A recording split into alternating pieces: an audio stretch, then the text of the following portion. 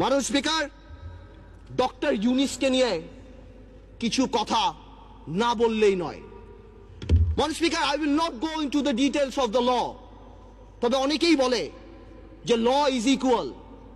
এখানে অনেক বড় বড় কনস্টিটিউশনের বিজ্ঞ লোকেরা আছেন, তারা যদি থাকতেন আরো সুবিধা হতো। মাননীয় স্পিকার, যদিও পার্লামেন্ট বলে, সংবিধান বলে ল ইজ ইকুয়াল, বাট বাস্তবে কিন্তু ল ইজ নট ইকুয়াল। 111-এ দেখেছি অনেক বড় বড় নেতাদেরকে বিষ তেলে রাখা হয়েছে, কিন্তু দুই নেত্রীর জন্য আলাদা জেলখানা রাখা হয়েছে। এই পার্লামেন্টে আমি যা বলবো দ্যাট ইজ ইমিউন। ডিপ্লোম্যাটরা অনেক কিছু করে, ইমিউনিটি আছে। কিছু কিছু ক্ষেত্রে কিছু কিছু স্পেশাল মানুষের জন্য ল একটু কার্ভ করে যেতে পারে।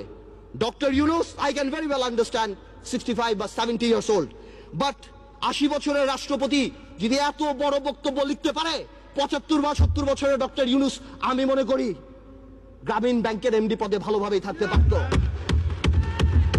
মাননীয় স্পিকার, ডক্টর ইউনূস বাংলাদেশের সম্পদ না পৃথিবীর সম্পদ।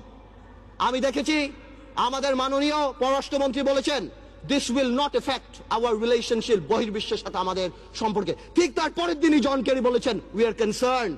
23 জন কংগ্রেসম্যান বলেছেন উই আর কনসার্নড। বহির্বিশ্ব ফোন উঠে ঝগড়া করবে না, এটা তাদের diplomatic language, that we are concerned, we are looking into the matter. Doctor Yunus আমাদের মতো না।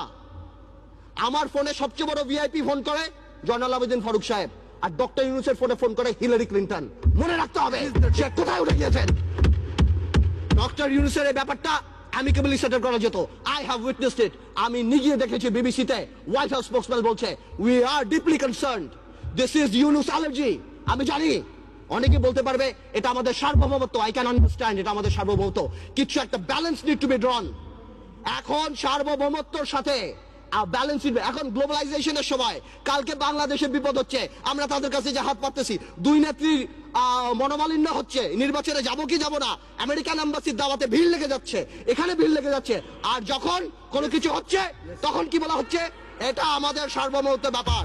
এটা সার্বভৌমত্ব ব্যাপার না, এটা পার্সোনাল ভেন্ডারের ব্যাপার। সংসারের কথা আসতেছে, excuse me, I would appreciate if you let me finish.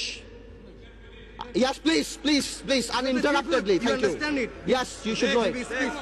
আমি আরেকটা কথা বলতে চাই, সন্ত্রাসের কথা আপনি বলেন, একটা চেইন অফ কমান্ড থাকতে হবে। যেই দেশের স্বরাষ্ট্র প্রতিমন্ত্রী শাহরুখ খানের কনসার্টে যে মাটিতে বসে, সেই দেশে কি হতে পারে? মান ইজ্জত কোথায় যায় আমাদের? A মন্ত্রী is not a person. A মন্ত্রী holds the flag. সেই মন্ত্রী আমাদের, সেইখানে স্বরাষ্ট্রমন্ত্রী যেই কাজ করে, এই দেশে এগুলি হতেই পারে। মাননীয় স্পিকার, অনেক কথা বলে অনেক কিছু শেষ করা যাবে না, তবে আমি এতটুকু বলতে চাই ডেমোক্রেসির সাথে গুড গভর্নেন্স থাকতে হবে, মোরালিটি থাকতে হবে।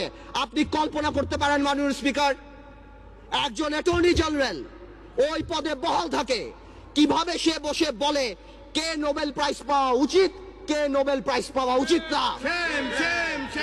এটা অসম্ভব। আমার দুঃখ হয়, আমার ভয় হয় যে মাননীয় অ্যাটর্নি জেনারেল যদি চাটুকারিতা করে আগামীতে ভবিষ্যৎ ল মিনিস্টার হওয়ার জন্য আমার বলার কিছু নাই, কিন্তু যদি তার বুদ্ধি এই হয়ে থাকে যে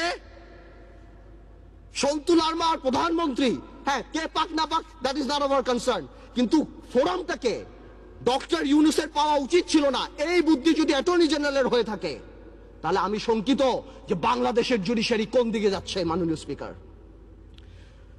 স্পিকার, আমাদের সবার কিছু কিছু ব্যাপারে একটা ন্যাশনাল কনসেনসাস হওয়া উচিত। নতুন প্রজন্মের রাজনীতিবিদ হিসাবে আমি এতটুকু ক্লিয়ার করে বলতে চাই, শেয়ার মার্কেট আওয়ামী লীগ বা বিএনপির প্রবলেম না। আমরা চাই এটা খোলাসা হোক। কেন এতদিনও রিপোর্ট আসছে না? আমরা জানতে চাই যারা সেলফ ডিক্লেয়ার্ড ব্যাংকরাপ্ট ছিল তারা কিভাবে 30-40 হাজার কোটি টাকা আছে। আমাদের টেলিফোন যদি ট্যাপ করা হয়, আমরা জানতে চাই সেই দরবেশা, সেই মুরিদদের টেলিফোন কেন ট্যাপ করা হয় না, আমরা জানতে পাই ফোনগুলি কোথায় যায়। এবং আপনি সমন্বয়হীনতার ব্যাপার দেখেন, সরকার যখন বলে ডাইরেক্টলি এর মধ্যে বিরোধী দল ইনভলভ, ঠিক সেই মুহূর্তে আমাদের মোস্তফা কামাল সাহেব যে অর্থনীতি মন্ত্রণালয়ের সংসদীয় কমিটির চেয়ারম্যান, সে ডাইরেক্টলি বলে আমার কাছে তেমন কোনো ইনফরমেশন নাই, আমি তো জানি না। What a mockery!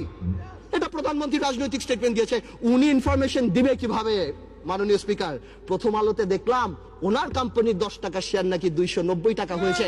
উনি মাশাআল্লাহ 1200 কোটি টাকা কামিয়েছেন, আলহামদুলিল্লাহ। এই টাকা দিয়ে করবে কি? 1200 কোটি টাকা দিয়ে বানিয়েছেন। এই সমন্বয়হীনতার অভাব, বারবার যে কোনো কাজে ডিউ ডিলিজেন্স ছাড়া বিরোধী দলের উপরে আঙ্গুল উঠিয়ে দেওয়া, আর শুধুমাত্র বলা এখানে করাপশন, এখানে করাপশন। হাজার হাজার, আজকে শেয়ার মার্কেট আবার ফল করেছে, ডেকে এনে ফল করায়। মাননীয় স্পিকার, আমি আরেক